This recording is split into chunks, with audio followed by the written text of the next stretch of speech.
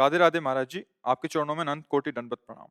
महाराज जी, हम भजन मार्ग पर चलने का प्रयास कर रहे हैं।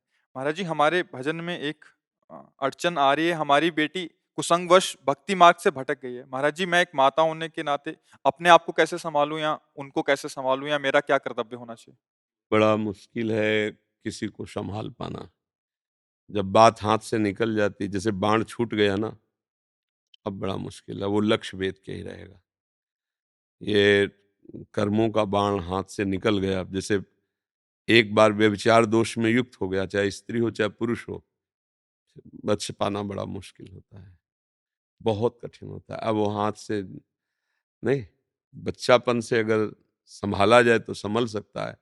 अब यौवन अवस्था आ गई, अब तो ज्यादा आप समझाओगे, आपकी आपके पास ही नहीं रहेगी, आपकी अवहेलना कर देगी, आपके विरुद्ध में, आपके विरुद्ध में। हाँ, ऐसे हमारे पास कितनी बातें ऐसी आई, माता पिता को पुलिस में। महाराज जी, आपने भी लिखा है कि वो आपके साथ रहना नहीं चाहती। हाँ हाँ, देखो लिखा है, देखो ऐसा ना। अब क्योंकि बात बिगड़ गई ना, आप ज्यादा हो कहोगे तो आप कह देंगे कि ये लोग हमें हमारे साथ टॉर्चर करते हैं हमें, क्योंकि बालिग हो गई। अब हाथ से निकल गया मामला, अब संभलने वाला नहीं। अब ये है कि कर तुम अकर तुम अन्यथा कर तुम, भगवान उसको किसी तरह जहां भी जैसे भी, वही बकाया, दूसरा कोई उपाय नहीं। जब आदत बिगड़ जाती है, मनमानी आचरण होने लगते हैं, फिर संभलना मुश्किल होता है।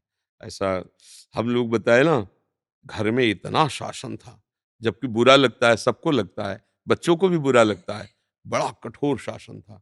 बेविचार रूपी दोष की तो कहीं भी किसी भी तरह से संभावना ही नहीं थी। अब क्या है, छूट दिए हो तो देखो बड़े बड़े ऋषि मुनियों का मन मचल जाता है, फिर वो तो बच्चे हैं, उनको अपना हित हित का ज्ञान नहीं। अब वो मचल गए, अब वो बढ़ते चले गए गलत की तरफ। अब वो वापस हमारे कहने से नहीं आएंगे, वही वापस कर सकते प्रभु।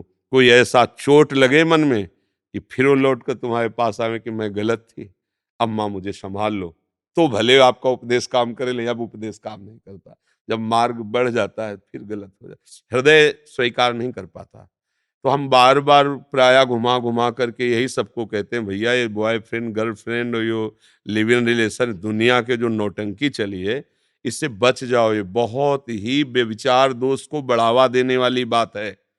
सोचो, अभी वो बच्चा है, 13, 14, 15, अभी उसको अपने हित अहित का ज्ञान नहीं है, पर इंद्रियां प्रबल हो रही, उनको एक खिलवाड़ लग रहा है। उनको पता नहीं कि पाप है, ये अधर्म है, ये आगे चलकर हमारे जीवन को नष्ट कर देगा, कुछ पता नहीं। अच्छा, जैसे ये भी है कि 30 वर्ष के बाद ब्याह हो रहे हैं। देखो, भले सबको ये अच्छा कहे, लेकिन हमारी मान्यता में ठीक नहीं है, क्योंकि 18, 20 के बाद यौवन का भारी प्रकोप होता है। भले पढ़ो लिखो आगे उन्नति करो, पर ब्याह कर लो तो एक जगह प्रीति तुम्हारी समिट गई। आपस में बात करो, कभी मिलो जुलो, भले काम करो, भले पढ़ो लिखो, तो एक तुम्हारा कनेक्शन पवित्र है। अब अगर आप ऐसा नहीं करते तो मन को तुम रोक पाओ। अब 28 की, 22 की, 24 की अवस्था है, तुम कह दो कि नहीं अभी ब्याह नहीं करेंगे, तो ब्रह्मचर्य रह सकते हो क्या? तुम विषयों में रहकर, स्त्री पुरुष में रहकर और गलत चीजें देखकर मोबाइलों में तुम ब्रह्मचर्य, इसका मतलब ब्याह कर लेना चाहिए। अगर 20-25 के अंतर्गत ब्याह हो गया, पढ़ो लिखो नौकरी करो, जो आगे काफी पढ़ाई तो हो जाती है। 20-25 तक तो काफी पढ़ाई हो जाती है, मतलब एक व्यक्तित्व आने लगता है, एक महत्व आने लगता है। पर अब क्या है कि जैसे अब लंबे लंबे समय तक, 30 वर्ष तक ब्याह ही नहीं किए, तो फिर ब्रह्मचर्य से तो नहीं रह सकते, क्योंकि उसके लिए साधना चाहिए अध्यात्म की, और वो है नहीं। तो फिर इधर उधर खिलवाड़ होता रहता है, फिर बुद्धि भ्रष्ट हो जाती है। जब हम अधर्म में चलते हैं तो बुद्धि भ्रष्ट हो जाती है। तो इसका तो हमारे पास कोई उत्तर ही नहीं है, क्योंकि जब बेल फैल गई तो विष बेल है ये विषय विकार जब हृदय में, फिर वो देखो आप ही कह रहे हैं हमारे पास नहीं रहती है। तो हमें सबसे प्रार्थना कि अपने बच्चों को कम से कम इससे, अच्छा बड़ा धोखा होता है, प्यार और नाटक में अंतर होता है। जैसे हमें आपसे सुख लेने की स्वार्थ बुद्धि है, तो हम असली प्यार से ज्यादा प्यार दिखाएंगे। यहां गुदवा लिया तुम्हारा नाम, कितने बेवकूफ बच्चे, और दिखा दिया कि देखो। अब वो माता पिता जो जिंदगी भर उसे दूध पिला के तैयार करिए ना, छोड़ दिया। अब बच्चों को ये ज्ञान कहां से आवे, कैसे समझ में? अब मतलब बहुत तरह के इसमें अधर्म है, पर वो बच्चे हैं, सब आप उनको समझाए तो कहेंगे बाबा जी क्या जाने बॉयफ्रेंड गर्लफ्रेंड, तभी उपदेश करते हैं। हाँ, उनको लगेगा नहीं नहीं बच्चा, इसमें तुम्हारा अहित है, तुम्हारा जीवन नष्ट होने के पूरे चांस हैं।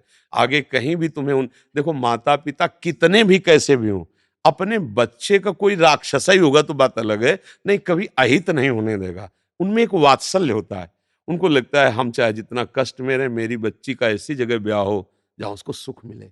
मैं भले मेहनत रिक्शा चला के करो, मेरा लड़का ऐसा ऑफिसर बने जो उसको कष्ट, ऐसे प्राय माता पिता, तो हमें लगता है बच्चों को माता पिता की अनुमति तो लेना ही चाहिए किसी भी कार्य के लिए, आगे कदम बढ़ाने के लिए। माता पिता का सपोर्ट लेगा तो मुझे लगता है कि वो सुरक्षित रह सकता है। अब ये मनमानी आचरण, चूंकि बच्चापन में नहीं ज्ञान होता, हमें पता है, वो एक उन्मत्तता होती, पागलपन होता है उस समय ऐसा ज्ञान नहीं होता अधर्म क्या है धर्म क्या है, और फिर दुश्मन लगते हैं माता पिता कि हमें क्यों रोक रहे हैं, हम खेलना चाहते हैं, हम मनोरंजन करना चाहते हैं, ये रोक रहे हैं। पर उनका रोकना अगर मान गया, अगर माता पिता का शासन होता, सच्ची कहते हैं ये मन बड़ा बदमाश है, हाँ इसके गलत संस्कार हो जाते, सबके हो जाते हैं। इसलिए माता पिता को कोटिशा प्रणाम है, और सबको अपने माता पिता को प्रणाम करना चाहिए। प्रातःकाल उठ के रघुनाथा, मात पिता गुरु। अब तो मतलब बहुत ही विचित्र सब है, कोई भी पुत्र अपने पिता माता को सुबह प्रणाम न करता होगा। अरे प्यार से बातें कर ले, बातें सुन ले, यही बड़ी बात है।